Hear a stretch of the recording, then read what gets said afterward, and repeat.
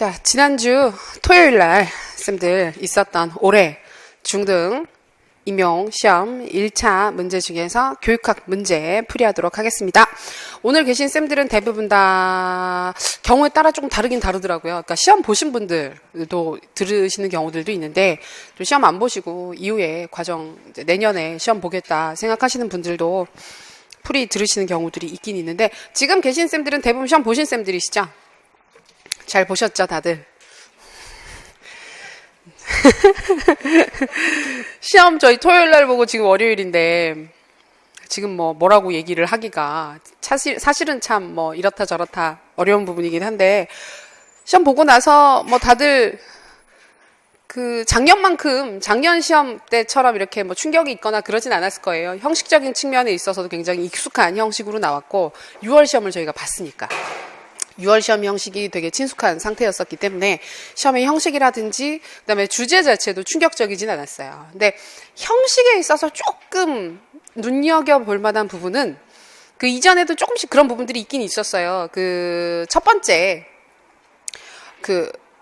그런 요소들을 보면 써야 하는 사항들을 충분히 그 키워드를 제시를 해주고 그것에 대해서 제시문과 연관해서 풀이를 하는 문제들이 있고 항목들이 있고 그러지 않고 제시문에서 찾아서 해당하는 개념을 쓰고 그것과 관련된 사항들을 논의를 하는 형식이 있는데 이번 문제는 가만히 보시면 4개를 물어봤는데요. 그 4개에 대한 키워드가 하나도 주어지진 않았어요. 그러니까 다 찾아서 쓰는 문제라는 게 이전 시험들과 가장 큰 차이입니다. 실제로. 어떤 형식적이든 내용적이든 그런 측면에 있어서 다 봤을 때 제일 크게 확인할 수 있는 사항은 다 찾아서 써야 하는 사항이었기 때문에 실제로는 그 채점의 용이성 있잖아요.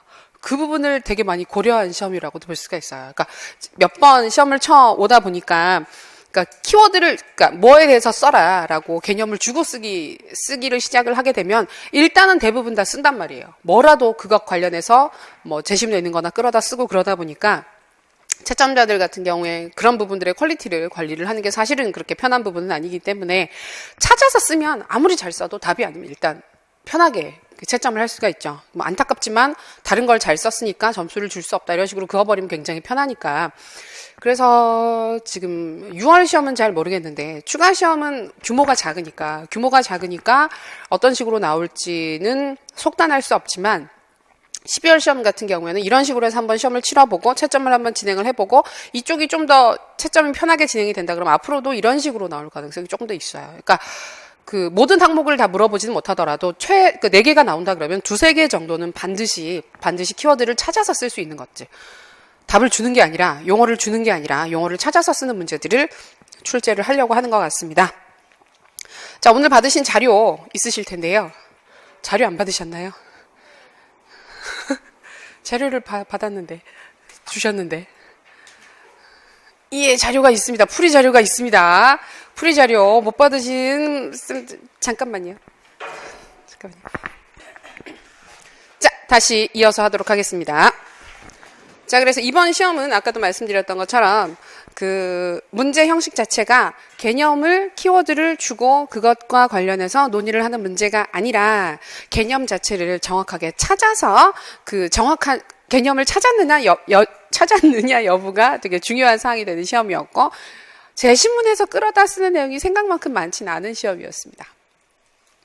자, 문제 볼게요. 문제 보시면 자료 보시면 첫 번째 페이지가 문제고요. 두 번째 페이지부터는 문제 분석, 그 다음에 참고 자료 쭉 나와 있습니다. 문제는 지긋지긋하게 보셨죠? 시험 보시면서. 그죠? 뭐지? 이러면서 생각보다 왜 이렇게 짧지? 자기 개발 계획서라니? 이러면서, 그죠? 이런 식으로 간결하게 나올 줄은 몰랐다. 그러니까 생각보다 문제 형식이 되게 심플하게 나와서 접근하실 때 헷갈리는 게 없었을 거예요. 왜 그렇느냐 하면 이번 시험은 아까도 말씀드렸던 것처럼 개념을 주지 않고 푸는 문제였기 때문에 가급적이면 분명하게 그걸 찾을 수 있는 오해 소지, 그러니까 이게 분쟁이 굉장히 많은 시험이에요. 찾아서 쓰게 하면 이건 왜 안 되느냐, 이건 되지 않느냐 이런 식으로 해가지고 이의 신청이나 어제인가 그저께인가 어제죠. 어제 아침에 들어가 보니까 벌써 이의 신청 좀 들어와 있더라고요. 이의 신청 들어와 있는데 이의 신청이 다른 게 아니라 이것도 답으로 해주세요.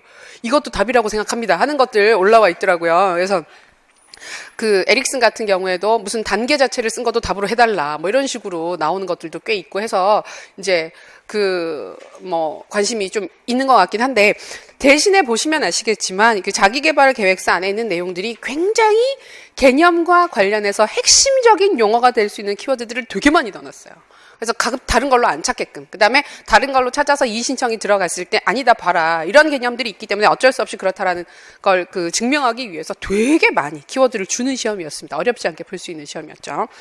그래서 그 문제 풀이는, 문제 분석은 간단하게 할게요. 문제 그래도 안 읽고 넘어갈 수는 없으니까 문제는 읽겠습니다. A 중학교. 제가 6월 시험이 A 중학교로 나오는 바람에 모의고사 때도 A 중학교 많이 보셨죠? 고등학교보다는 중학교가 문제 내기가 조금 편합니다. 고등학교 같은 경우에는 이미 한번 걸러진 상태이기 때문에 학교의 특성이라고 하는 게 되게 큰 영향을 미치거든요. 근데 이제 중학교 같은 경우에는 모든 보통 교육에 해당하는 사항이기 때문에 모든 학생들이 다 모여 있습니다. 그래서 중학교 쪽으로 문제를 내는 게 확실히 편하긴 편할 거예요, 앞으로도. 자, 김 교사가 작성한 자기계발 계획서 일부다. 이걸 보고 또 막 당황할 수도 있죠. 자기계발 계획서 이게 뭐지? 난 이런 거 본 적이 없는데. 근데 당황할 게 없죠. 그런 걸 물어보는 게 아니니까. 김 교사의 자기계발 계획서를 읽고 예비교사 입장에서 교사가 갖추어야 할 역량이라는 주제. 자, 주제를 줬습니다. 자, 이 주제는 언제 쓰십니까? 서론 쓸 때 쓰셔야 되고요. 각 주제들의 연계를 논리적으로 하실 때 쓰셔야 되고, 결론 마무리하실 때도 쓰시면 됩니다. 그러니까 이걸 뻔히 보면서 안 쓰면 감점이 꽤 있을 겁니다. 여기 보면 밑에 아래 항목에도 나와 있지만 이 주제를 중심으로 논리적으로 썼는가가 3점 들어가 있는데, 실제로 이거 안 쓰면 거의 3점 다 깎일 거예요. 이게 서본 결 형식이긴 한데 형식적인 요소도 들어가긴 한데, 이제는 서론 결론 안 쓴 사람 없어요. 웃으시면 제가 당황하잖아요. 안 쓰셨나 하고. 근데 이제는 안 쓴 사람들 없고 다 쓰기 때문에 그런 부분에선 거의 점수가 빠지지 않는다는 가정을 하고, 이제 이 주제를 쓰지 않았을 경우엔 거의 3점이 다 빠진다고 생각하시면 됩니다. 자, 주제로 교육 과정 및 평가 유형, 학생의 정체성 발달, 조직 활동에 대한 내용을 구성 요소로 해서 서본 결의 형식을 갖추어 논의를 해라. 우리 풀이할 때도 계속 우리 모의고사 볼 때도 계속 얘기했었지만, 행정은 제일 처음 나오거나 제일 마지막에 나오는 게 문제 조직하는데 제일 편합니다. 그래서 이번 문제도 마찬가지로 제일 마지막 부분에 교사 조직, 그다음에 교사가 학생 얘기 다 했으니까, 그다음에 교사 전문성 발휘하는 얘기 다 했으니까 마지막으로 이제는 조직 운영이라든지 조직의 구성원으로서 교사가 어떤 역할을 하게 되는지를 논의하는 형식으로 문제가 구성이 됐습니다. 자, 자기계발 계획서를 보시면 수업 구성적인 측면, 평가, 계획, 진로, 지도, 학교 내 조직 활동이라고 해서 영역을 딱딱 구분을 해놨어요. 자, 이게 중요한 게, 이 제목, 요 왼쪽에 있는 제목 자체가 우리가 이 부분을 왜 논의를 해야 되느냐, 왜 해야 하느냐 부분을 타당화해 줄 수 있는 도입 문장을 쓸 때 되게 편하게 쓸 수 있는 주제 영역입니다. 그러니까 교사들이 수업 구성에 있어서 여러 가지 교육과정적인 측면을 알고 접근하는 게 필요하다. 그러니까 교육과정에 있어서 이런저런 사항들을 확인을 해야 된다. 논의를 하게 되는 거고, 평가 역시 자, 수업을 구성해서 운영을 했으니까 거기에 대한 평가 역시 효과적으로 이루어질 필요가 있다. 이런 식으로 도입이 되잖아요. 그래서 그 힌트도 많이 줬고, 갖다가 쓸 수 있는 요소도 우리가 맨날 봤다고 누구 철수가 어떤 얘기를 했는데, 김 교사가 어떤 얘기를 했는데, 그런 것뿐만이 아니라 구성적인 측면에서도 그대로 갖다 쓸 수 있는 사항들이 되게 많았어요. 자, 수업 구성 측면 볼게요. 개선 사항을 봅니다. 학생의 경험을 중시하는 교육과정을 실행할 것. 여기에서 이미 다 끝났죠. 교육과정 쓰라 그러잖아요. 교육과정 유형을 쓰라고 하는데 경험을 중시한다고 합니다. 근데 이것도 꼭 굳이 쓸 때 보면 경험 중심 교육과정이라고 안 쓰시고 또 아동 중심 교육과정이라든지 활동 중심 교육과정이라고 쓰신 분들이 있으시거든요. 근데 원래 같이 통용되는 개념이긴 합니다. 아동 중심 교육과정이나 활동 중심 교육과정이라고도 얘기를 하긴 하는데, 보통은 경험 중심 교육과정이란 말을 많이 하죠. 일단 여기에서는 그래서 경험 중심 교육과정을 정확하게 찾느냐 여부가 중요한 요소. 흥미, 요구, 능력을 토대로 한 활동을 증진해야 된다. 학생이 관심을 가진 수업 내용을 찾고 그것을 조직해서 학생이 직접 경험하게 해야 된다. 일방적 개념 전달 위주의 수업을 지향해야 된다. 그러니까 모든 사항들이 경험 중심 교육과정을 향하게끔 구성이 되어 있었죠. 이 부분과 관련해서 배점 부분을 보십시오. 수업 구성에서 나타난 교육과정 유형의 장점 및 문제점을 각각 2가지 써라. 자, 그러니까 경험 중심 교육과정을 찾고 그것의 장점 2가지, 문제점 2가지. 문제는 굉장히 평이했죠. 이걸 가지고 적용을 할 때 교사들의 자질이 뭐가 필요하느냐. 그걸 직접 물어보진 않았어요. 직접 물어보진 않았지만 이것 자체가 교사의 역량과 관련되어서 논의가 될 수 있는 부분이라서 후반부에 같이 간단하게 얘기를 해주시면 되는 사항입니다. 자, 이제 평가 계획. 자, 이게 굉장히 충격이었죠. 평가 계획 부분을 보시면서 설마? 설마 형성평가? 일까? 라는 생각을 하시면서 쓰셨죠. 형성평가가 맞죠. 형성평가가 맞습니다. 다른 다양한 평가들을 얘기 많이 하셨을 것도 같아요. 한번 나왔던 거 안 나온다라는 그 편견에 사로잡혀 있는 상태에서 들어가면 이게 뭐지? 종합적 무슨 뭐 이렇게 수행평가인가? 아니면 질적평가인가? 근데 그게 다 안 되는 게 여기 보시면 혹시 못 찾을까봐 초반에 진단평가 이야기랑 총괄평가 얘기까지 같이 해주고 있어요.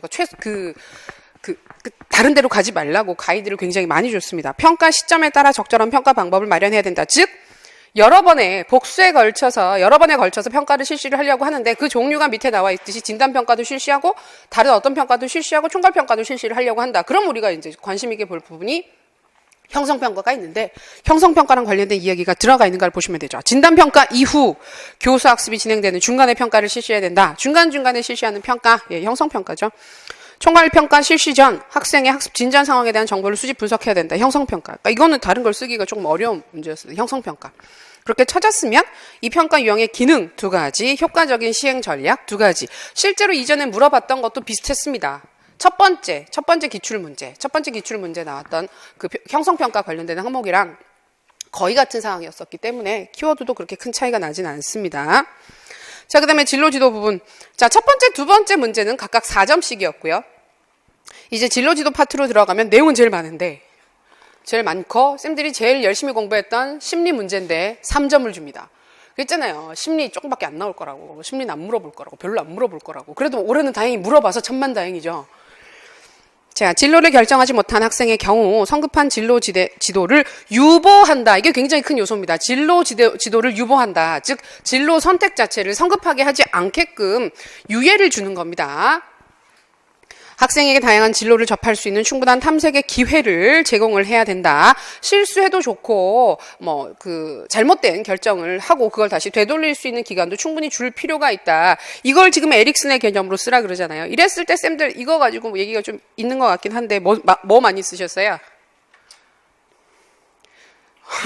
라고 물어보면, 그죠? 지금 이렇게 물어보면 도대체 뭐라고 얘기를 하겠습니까? 지금 보면 아마 고민을 하시는 게 2가지일 거예요. 해당 단계, 그러니까 에릭슨의 발달 단계에서 자아정체감대 역할 혼미가 답일까? 아니면 자아정체감대 역할 혼미 단계에서 나타날 수 있는 모라토리움, 심리적 유예기라고 하는 그 유예기가 맞을까? 아니면 그 해당 단계가 맞을까? 뭐가 맞을까요? 벌써 갈리죠? 바라는 다르죠? 모라토리움이 맞습니다. 모라토리움입니다. 심리적 유예기가 가장 정확한 답입니다. 이거 같은 경우에는.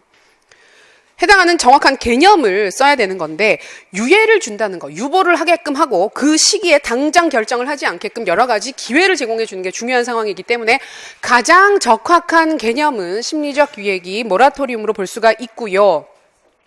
관련지어서 자아정체감대 역할혼미 시기의 특성을 쓰고 그것 관련해서 다른 특성들, 그러니까 충분한 탐색 기회를 주고 그 활동 반경 언저리를 한계 지어주고 그 안에서 친밀한 접근, 교사들의 인간적인 접근, 고민을 충분히 들어줄 수 있는 접근 등등이 필요하다. 이런 식으로 일반적인 단계의 특성에 대해서 서술을 하셨으면 아마 이건 부분 점수 줄 것 같기는 해요.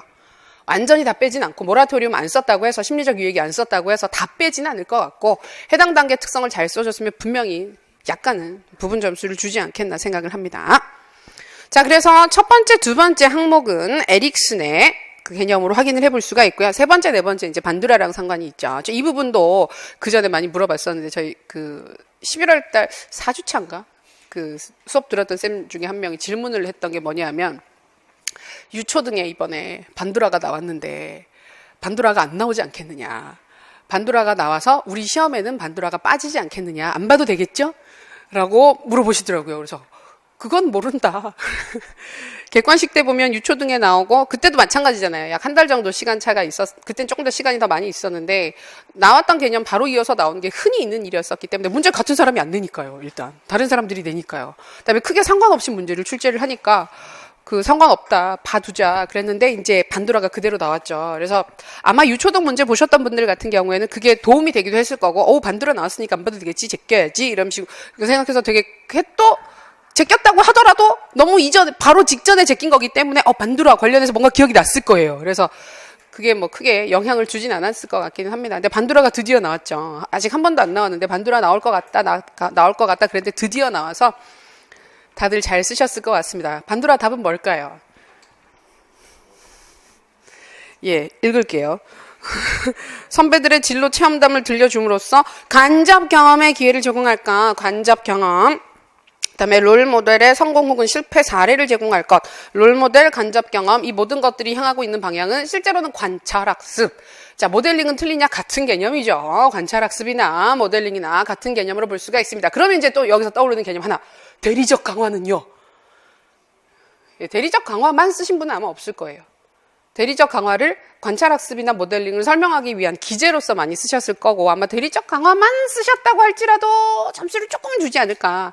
이게 1점짜리밖에 안 되긴 하지만 뭐 0.3점이라도 주고 싶지 않았을까 생각을 합니다. 그래서 이건 관찰학습 부분 볼 수가 있죠. 여기에서 써야 되는 건 관찰학습의 기제나 절차를 쓰라는 거 아닙니다. 제가 왜 그 보고 그다음에 이제 그 인지적으로 파지가 일어나고 이런 절차가 있었잖아요. 그게 중요한 게 아니라 그걸 쓸 만한 여지도 없어. 1점짜리인데. 그러니까 점수가 되게 중요하다니까. 1점짜리이기 때문에 그 개념을 정확하게 찾아서 개념이 뭔지, 어떤 식으로 이루어지게 되는지 간단하게 서술을 해주시면 충분히 되는 사항입니다.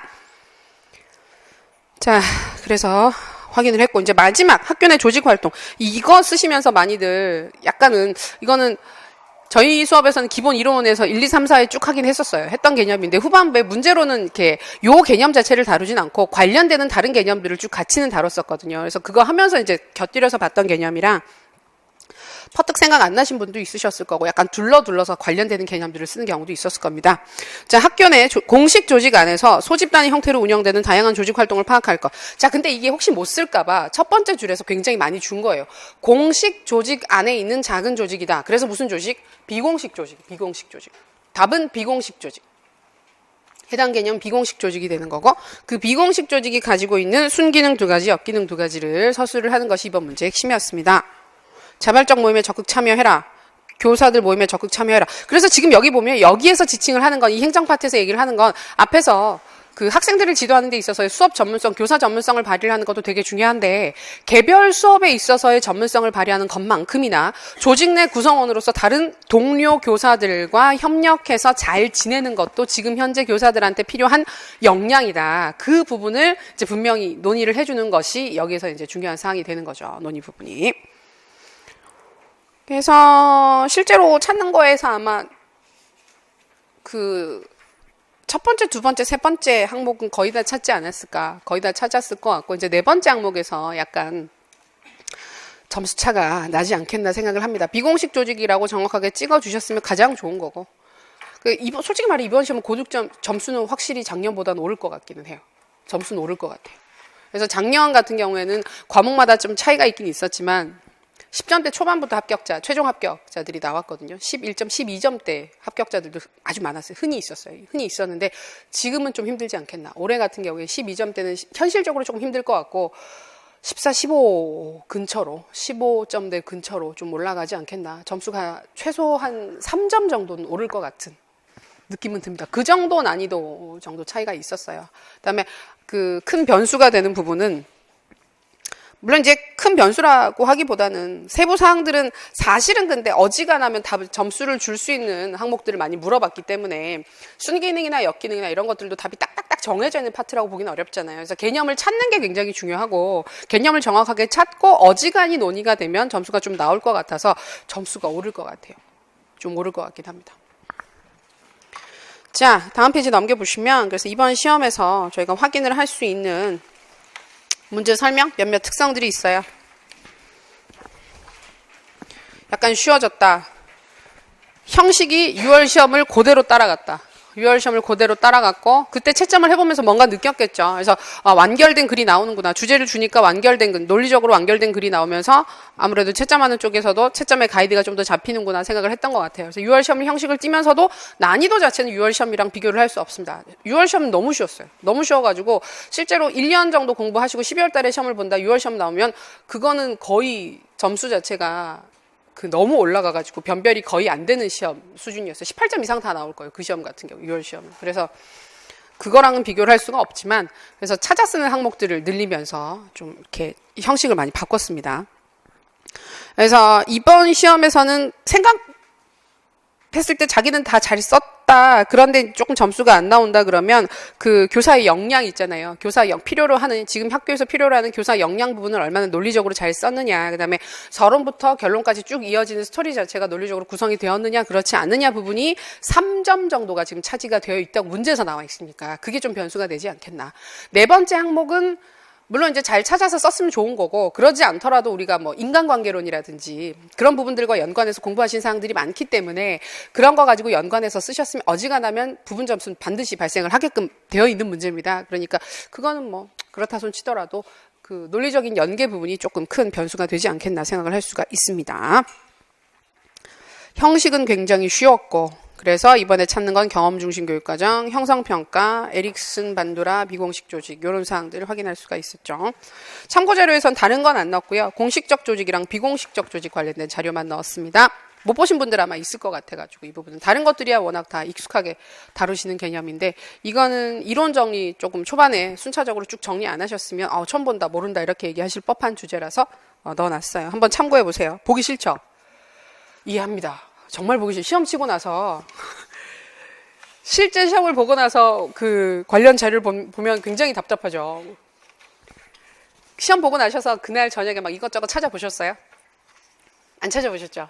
그날 저녁에 찾아보면 약간 변태 같아요. 보통 인간의 의지라면 그런 걸 할 수는 없습니다. 자, 그 다음 페이지 4페이지, 5페이지, 6페이지 해가지고 예시 개요 나와 있습니다. 자, 선생님들 실제로 쓰셨던 내용들 떠올려 보시면서 떠올리기 싫죠. 되게 진짜 생각하기 싫죠. 이해합니다.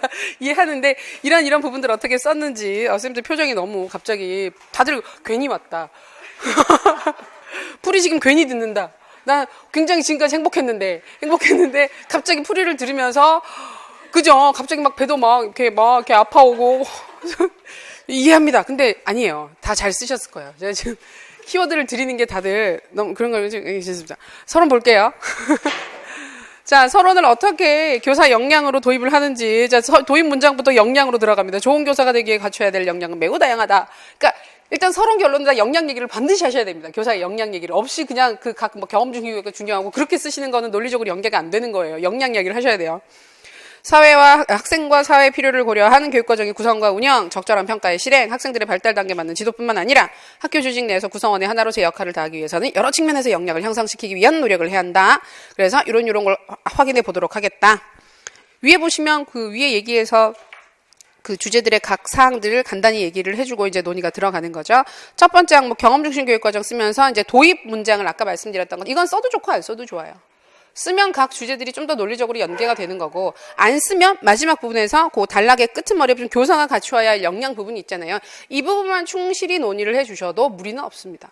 도입 문장이 있고 정리가 있으면 이게 전체적으로 주제가 쭉 짜져서 넘어가는 것처럼 보이게 되는 거죠.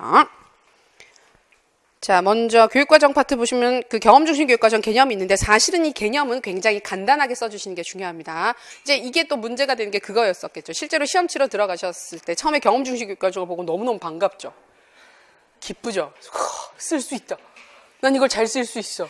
그래서 막 듀이 얘기하고 막 루소 얘기하고 그래서 막 아동 중심 얘기하면서 유형을 다 쓸까? 그래서 막 활동 중심 교육과정 쓰고 막 중액 교육과정이 중요하고 막 생성 교육과정이 지금 중요하다 이런 식으로 막 다 쓰려고 하시면 안 맞는 거죠. 그건 다 쓰실 필요가 없고 경험 중심 교육과정 자체는 간단하게 써주시면 돼요. 어떤 그 토대를 가지고 있는 진보주의 철학, 그다음에 학생의 흥미, 필요, 요구 강조한다, 전인적 교육을 강조한다. 그래서 활동이나 경험 중심으로 교육과정 구성되어 있다. 기본적인 사항만 정말 간단하게. 2줄, 3줄이 아니라 한 줄 안에 한 문장으로 끝나게끔 간단히 써주시고, 이게 왜 경험 중심 교육과정인지 제시문에서 논의를 반드시 하셔야 됩니다. 이런 거는 그때도 우리 그 모의고사 할 때도 계속 강조했었지만 찾아서 쓰는 문제가 나오면 왜 그건지를 꼭 써줘야 된다고. 제시문에 이런 사항들 때문에 이걸로 볼 수 있다. 꼭 써야 됩니다. 그래서 제시문에 보면 학생의 경험과 흥미, 요구, 능력을 토대로 활동을 중심으로 교육과정을 구성한다는 얘기가 나와 있는데 이게 바로 경험 중심 교육과정과 직접적으로 관련된다. 장점 2가지, 문제점 2가지. 이거는 아마 대부분 잘 쓰셨을 것 같아요. 혹시 몰라서 3개씩 넣어놨죠. 자, 실제적 문제 해결 능력, 그다음에 학생의 흥미, 필요에 따라 내재적 동기, 자발적 활동의 증진을 기대할 수 있다. 사회 변화에 더 민감하게 적응할 수 있는 인간을 육성하는데 좋다. 도움이 된다.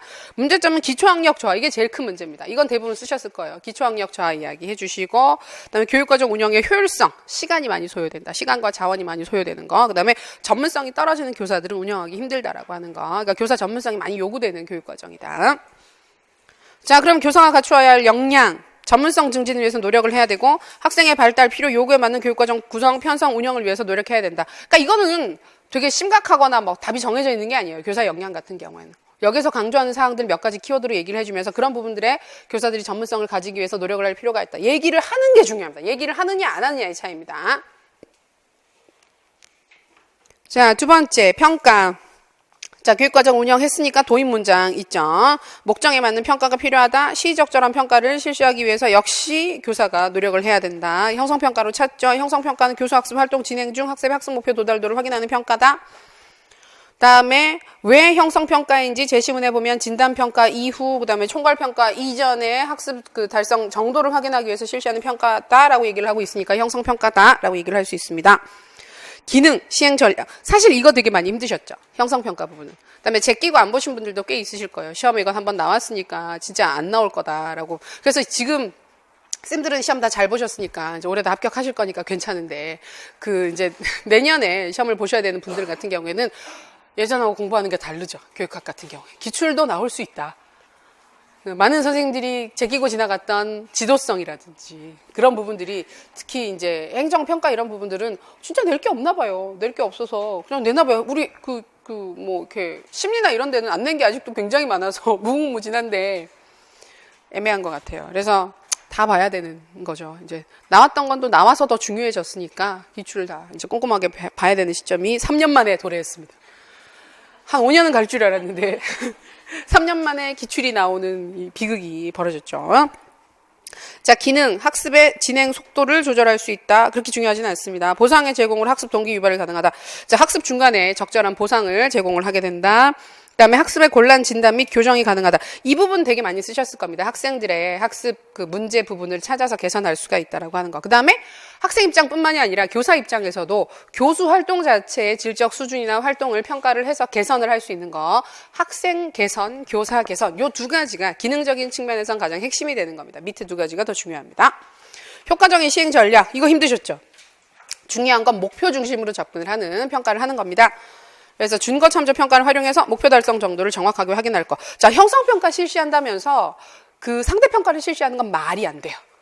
총괄평가 같은 경우에도 뭐 사실은 이제 그걸로 들어가야 되는 게 맞긴 하는, 준거 참조로 들어가야 되는 게 맞긴 맞는데 특히 형성평가 같은 경우에도 마찬가지로 뭘 가르치려고 했는데 그걸 제대로 배우고 있는가를 중간중간에 점검을 하는 거거든요. 내가 이렇게 가르쳐도 학생들이 정말 다 이해를 할까? 사실을 확인하는 거기 때문에 내가 상대적으로 반 이상 수준에 있어요. 내가 뭐 10개를 틀렸지만 100개 중에 10개를 틀렸지만 그 중에서도 내가 제일 잘했으니까 괜찮아요. 이런 게 없다는 거예요. 그게 아니라 준거 참조, 목표를 중심으로 해서 준거 참조 평가를 실시를 해서 목표 달성 정도를 확인하는 거. 그다음에 피드백 역시 그 목표를 중심으로 정확하게 주어질 필요가 있다. 그다음에 교사가 갖추어야 할 역량 역시 정확하게 판단하고 그다음에 그 평가들이 들어가야 하는 시점이나 방법을 알 수 있는 전문성이 필요하다. 그러니까 지금 교사 역량 부분은 별로 특별한 게 없습니다. 관련 사항들을 잘 풀어서 서술을 해주시면 됩니다. 자, 에릭슨, 반두라. 도입 부분, 학생들의 발달적 특성을 이해하고 그에 맞는 진로 지도를 제공하는 것도 교사의 중요한 업무다. 이제 교수 업무에 관한 이야기는 끝났으니까. 교육과정 만들어서 줬고, 평가도 했고, 그랬으니까 이제 교수 쪽이 아니라 수업 쪽이 아니라 그 외 생활지도 측면에서 진로 지도를 하는 거예요. 그걸 하기 위해서 학습자들의 특성을, 발달적 특성을 이해를 해야 되는데 그 방법으로 먼저 에릭슨의 발달적 특성을 찾고 그것에 근거를 해서 교사가 갖추어야 할 그 반두라의 개념을 찾게 되는 겁니다. 자, 에릭슨은 심리적 유예 모라토리움 찾을 수가 있습니다. 자, 에릭슨의 발달 이론은 간단하게 써주시고요. 그다음에 이 해당 단계, 중학생들이 해당하는 발달 단계가 어디냐? 자아정체감대 역할혼미 단계고 이때 나타나게 되는 중요한 성격적 특성이 바로 심리적 유예, 모라토리움으로 볼 수가 있다. 이게 뭐냐? 사회적 책임으로부터 유예된다 그러잖아요. 유예. 제시문에 나와 있는 거에 딱 맞죠. 유보시켜라. 결정을 유보시켜라. 유예된다. 자신을 찾아 노력하는 기간이 되어야 한다. 왜? 중간중간에 이것저것 많이 탐색해 볼 수 있는 기회를 제공해 주라 그랬잖아요. 그러니까 모라토리움이 딱 맞아요. 딱 맞는 개념은 이거예요. 그래서 재심내에 있었던 성급한 진로 선택을 유보하게 하고 충분한 진로 탐색의 기회를 제공하는 것이 바로 이 그 심리적 유예기에 해당한다. 이거는 한 단락에 써야 되는 내용이기 때문에 그렇게 많이 쓸 수 없습니다. 내용을 너무 많이 풀어서 쓰지 않는 것도 중요합니다. 반도라는 관찰학습 대리적 강화로 볼 수가 있습니다. 반도라의 그 사회학습 이론 기본 개념 간단하게 제시를 해주고, 자, 선배들의 체험담을 통한 간접 경험, 롤모델의 사례 제공은 관찰학습을 통한 진로지도 방안에 해당한다. 관찰학습은 모델, 델이 아니라 모델. 델. 모델에 대한 관찰을 통해 일어나는 행동적, 인지적, 정의적 변화를 의미한다. 모든 실제적 경험을 할 수 없는 상황에서 특히 유효한 접근의 하나다.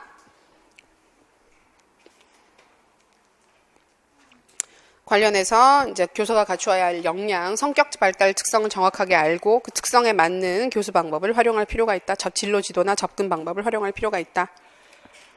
자, 이제 마지막 행정, 조직 적응 부분에서 그 비공식 조직을 찾는 겁니다. 자, 도입 부분을 보시면 학교 조직 내에서 구성원의 하나로 일해야 하는 교사로서 조직에 잘 적응하기 위해 비공식 조직을 비롯한 학교 조직의 다양한 운영 상황을 파악하고 이해를 할 필요가 있다. 그래서 비공식 조직의 개념 써주고 왜 비공식 조직인지, 제시문의 공식 조직 안에서 소집단 형태로 운영되는 다양한 조직 활동, 비공식 조직에 해당한다. 이렇게 볼 수가 있습니다.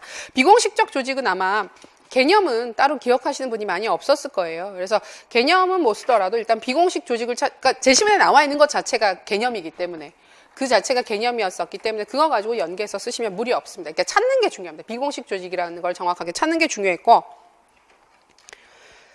이제 순기능 부분은 되게 많은데요. 되게 많은데 이건 지금 제가 다 써놓은 거, 혹시 몰라서 쌤들이 다른 거 많이 썼을 거기 때문에, 비공식 조직 말고도 다른 개념들을 많이 썼을 거기 때문에 그거 관련해서 볼 수 있는 다른 추가적인 개념들 여기다 쭉 정리를 해놓은 겁니다. 뭐 귀속감이나 안정감을 부여한다. 조직 자체에 대한 친밀감, 그다음에 안정감 등등을 부여하는 기능도 있고, 그다음에 두 번째 보시면 의사소통 원활. 그죠? 형식적인 조직뿐만이 아니라 비공식적인 조직을 통해서 간접적으로 의사소통, 불만이라든지 뭐 긍정적인 측면이라든지 그런 측면에 대한 이야기들이 오고 갈 수도 있습니다. 다음에 자문과 협조, 조직의 융통성 등등 이런 부분들을 간단하게 써주실 수 있습니다. 다음 페이지, 역기능. 적대적 감정의 유발, 그러니까 개인적이고 인간적인 관계이기 때문에 그 조직 내에서 발생하게 되는 인간관계 문제로 인해서 조직 자체에 대해서 적대적인 감정을 가지게 될 수도 있고, 아니면 구성원들끼리도 갈등 관계에 빠질 수가 있습니다. 그래서 공식적 조직의 기능을 방해하게 되는 거. 그러니까 비공식 조직이 있는 건 되게 좋은데, 되게 필요한데, 조직의 원활한 운영을 위해서 되게 중요한 사항이 맞는데, 너무 커지면, 비공식 조직 자체가 공식 조직보다 규모가 커지거나 영향력이 더 커지게 되면 그때부터는 이제 그 원활한 의사결정을 방해를 하게 되는 문제가 생기게 되거든요. 그래서 공식적 조직의 기능을 방해할 수 있다. 그다음에 파벌 조성 등의 정실 인사. 그래서 합리적인 방식으로 보상 체계라든지 인사관계가 이루어지지 않게 되는 문제. 그다음에 왜곡된 정보, 소문, 자료. 그죠? 쌤들도 그 다양한 소문들 시험장에 많이 들으셨죠? 그래서 누가 들어갔다. 뭐가 나온다더라. 이런 얘기. 저도 그게 막 이런 소문이 있어요. 막 얘기해주고 그랬었는데 그 소문 얘기해드리면서도 말씀해드리면서 그 얘기 계속했잖아요. 절대 안 나올 거라고. 이런 소문이 돈 이상 절대 그 문제는 나오지 않을 거라고. 그 전에 돌아왔던 문제들 생각해보세요. 하나도 나온 거 없죠, 이번에. 그냥 이렇게 뭐 이런 거 저런 거 있었는데, 원래 그래요. 해마다 그래요, 해마다. 항상 시험 전에 한 일주일쯤, 열흘 전쯤 되면 뭐 누가 들어갔다, 뭐 누가 나온다 이런 얘기들이 있는데, 교육학 전공은 모르겠는데 전공은 모르겠지만 교육학은 진짜 안 맞아요. 맞지가 않아요. 그러니까 신경 쓰지 마시고 보시면 돼요. 구성원들의 사기가 저하될 수가 있어요. 루머 때문에. 그게 나온다고 나 그거 한 번도 안 봤는데 이러면서 뭐 다시 봐야 되나? 그래서 아니었죠. 자, 교사가 갖추어야 할 역량, 학교 내 다양한 비공식적 조직의 상황을 파악해서 자신의 요구와 필요에 맞는 조직 활동을 통해 만족감을 증진시킬 수 있도록 적극적 노력을 기울여야 한다.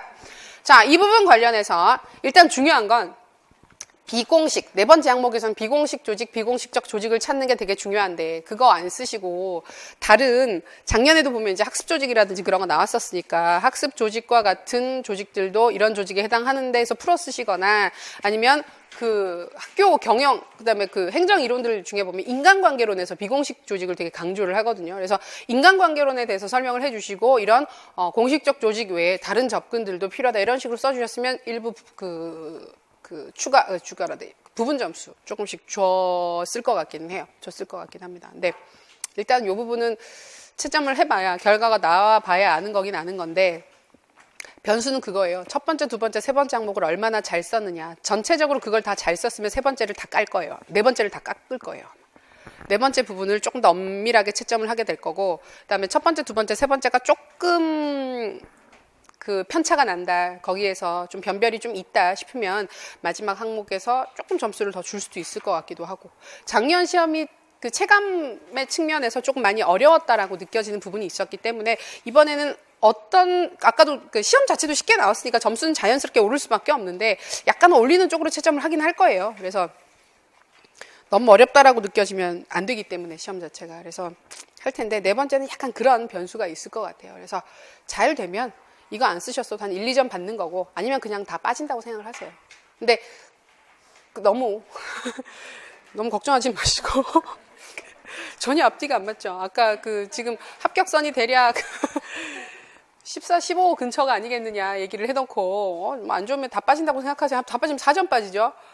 16점부터 시작하는 거죠. 16점부터 시작하고 나머지에서 조금씩 까진다 그러면 실제로는 16점부터 시작하면 한 10, 제일 잘하면 나머지를 다 잘 썼으면 14, 15 정도 받는 거거든요. 그래서 어쨌든 네 번째 항목이 승부처가 되지 않겠나 생각은 합니다. 그래도 많이들 쓰시긴 쓰신 것 같아요. 비공식 조직 개념이 그렇게 복잡하고 어려운 개념은 아니었기 때문에 작년처럼 학습 조직처럼 완전히 갑자기 튀어나온 개념은 아니었기 때문에 생각보다는 많이 썼을 것 같아요. 이 부분은. 그렇습니다. 자, 그리고 결론. 경험 중심 교육 과정의 장점과 문제점, 형성평가의 기능과 시행 전략, 에릭슨의 심리적 유해와 반도라의 관찰학습을 통해 학생 지도와 관련된 교사의 역량을 확인하고 비공식 조직의 순기능, 역기능을 통해 학교 조직 내 운영의 측면에서 필요한 교사의 역량을 살펴봤다. 급변하는 사회와 교육적 환경에 적응하기 위해 교사는 필요한 역량을 꾸준히 개발하는 노력이 필요하다. 무난하죠? 이렇게 정리해 주실 수가 있습니다. 네. 그래서 뭐 이것저것 얘기를 할 수가 있긴 한데 일단 네 번째 항목에서는 비공식 조직 외에도 학교 내에서 선생님들이 실제로 운영을 하게 된 여러 가지 교과 협의회라든지 교사들끼리의 모임이라든지 뭐 취미 활동이라든지 그런 구체적인 사례를 가지고 얘기를 해 주셔도 점수가 조금 들어갈 것 같기는 해요. 1, 2점 정도 들어간다고 생각하시고 그러니까 아주 최악의 경우 우리가 이제 보통 예측을 할 때는 다 빼서 생각을 하잖아요. 그렇긴 한데 실제로는 1, 2점 정도를 주지 않겠나 기도를 합시다. 이제 곧 채점에 들어갈 거니까 지금부터 그 안 쓰신 분들 같은 경우에는 이렇게 선행을 이제 선행하시면서 평소에 착한 일 많이 하시고 이제 해야죠 뭐 이제. 그래서 2차 열심히 준비하시고 보시면 좋겠습니다. 그 다음부터는요. 그게 넣어야 돼요. 이렇게 적중자료 이런 걸 해서 넣으라고 하고 있기 때문에 넣기는 넣었는데요. 이제 뭐 그런 거예요. 에릭슨 발달 이론 우리 3주차 저희 11월 3주차 에릭슨 봤거든요. 이제 물론 이제 그 자아정체감대 역할혼미 단계는 아니었고 그 이전 단계를 소급해가지고 나타나는 문제를 봤던 거긴 한데 3주차에 봤던 에릭슨이 나왔죠. 작년에도 똑같아요. 작년에도 11월 3주차에 백워드 설계를 봤었거든요. 근데 백워드가 나왔어요. 항상 11월 3주차 시험에서 뭔가가 나오고 있어요. 그죠? 그리고 제 기억에도 저는 안 찍었는데 그 전에 상담할 때였나 어떤 쌤한테 뭐 나올 것 같아요 그랬더니 누가 분명히 한 명이 얘기를 했어요. 비공식 조직 나올 것 같아요 라고 얘기했던 사람이 한 명 있었어요. 그분은 맞췄겠죠. 아 얘기를 할걸 이러면서 나올까요? 이러고 그러죠. 혼자 알고 넘어갔는데 그래서 이러면서 했던 적이 있었죠. 그 에릭슨 봤던 거 하고 그 이전에도 봤던 거 보면 경험 중심 교육 과정 뭐 평가적 접근 그다음에 비공식 조직 이야기 나왔던 문제가 있었다고 뭐 얘기하고 근데 이거는 넣긴 넣는데 원래 다 있습니다. 없을 수가 없습니다. 그건 있어요. 그 10페이지에 보시면 이게 3, 4월 문제였나 모의고사 문제였나 경험 중심 교육 과정이랑 에릭슨 같이 물어본 문제 있었어요. 그래서 같이 물어봤었네. 그랬다고요. 이거는 그냥 뭐가 나왔었는지 그냥 보는 거니까 뭐 너무 신경 쓰지 마시고 이런 게 있었다 비슷하게 봤었다 보시면 되겠습니다. 자, 그래서 풀이는 전체적으로 끝났고요. 별거 없죠. 별거 없고 아마 크게 어려운 문제가 아니었었기 때문에 전체적으로 예측하셨던 대로, 예상하셨던 대로 대충 풀이가 진행이 됐을 거예요. 지금 막 되게 충격받고 그러신 쌤들 없으시죠? 뭐라고? 저게 답이라고? 난 저게 아닌, 저걸 절대 저렇게 생각을 안 했는데 그런 분은 아마 거의 없을 겁니다. 거의 다 예측했던 대로 답이 나온 거기 때문에 참고해 보시면 될 것 같습니다. 여기까지 하고, 그 다음에는 이제 질의응답, 쌤들 질의응답 받을 거고, 받겠습니다. 예, 고생하셨습니다.